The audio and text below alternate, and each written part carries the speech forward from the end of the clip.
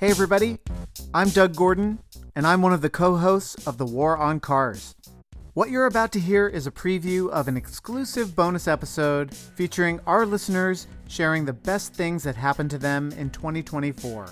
When you sign up to support The War on Cars, you not only get access to bonus episodes like this one, you also get ad-free versions of regular episodes, opportunities to buy tickets to our live shows before the general public, merch discounts, and a whole lot more. Your support means the world to us. We are an independently produced podcast and depend on listeners like you to keep the War on Cars going and growing. To sign up, visit patreon.com/thewaroncarspod. You can join starting at just $3 a month, and annual subscriptions are also available. On behalf of me and my co-host, Sarah Goodyear, thank you so much and Happy New Year. The best thing that happened to me this year was my teenager started high school this fall. And after years of having to drive him across town because there really weren't any other ways for him to get to school, we switched to a school for high school that is closer. And he's now able to bike and take the city bus to school. It's just been so cool to see what a transformation this has been for him, and how much more independence and kind of agency over his day that gives him.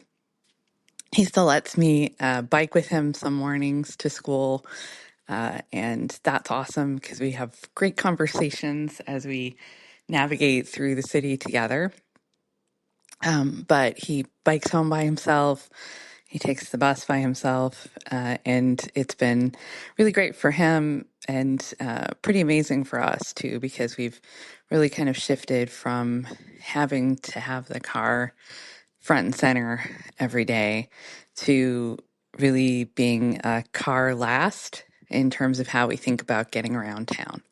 And that's a huge transformation and something I'm really excited and proud of.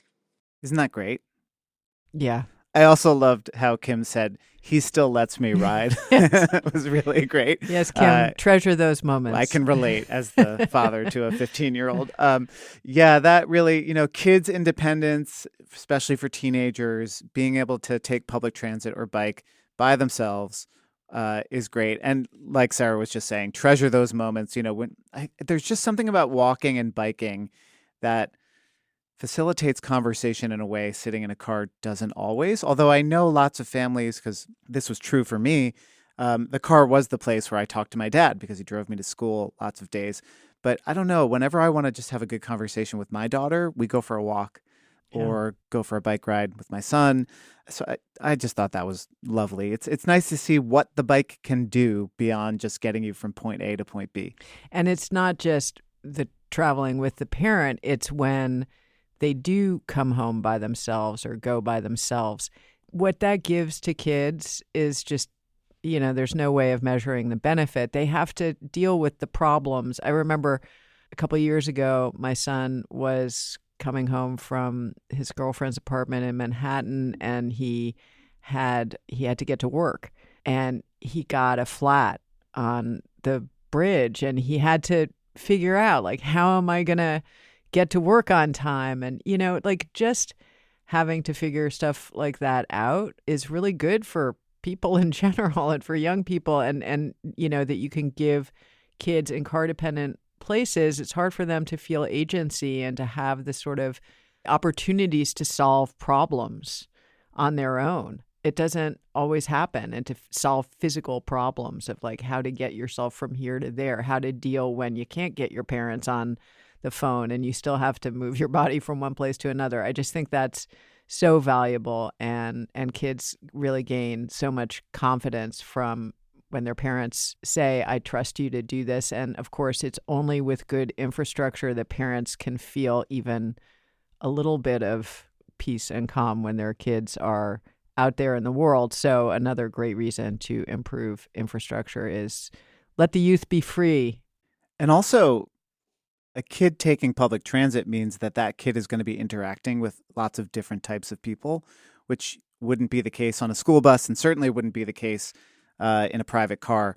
So I think that's good. If we want to build good, nice citizens who understand their place in community and that they are just another person in community, then putting them in situations where they are just like anybody else taking the bus is a really good thing.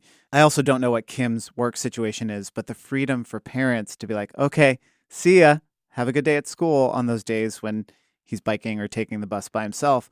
Speaking from my own experience of having two children who walk and transport themselves to school, it is so great on those days. Like I sleep in sometimes and they are gone, or I wake up and just we have breakfast and say, see you later, and I can start my day. So the freedom for parents should not be undervalued either.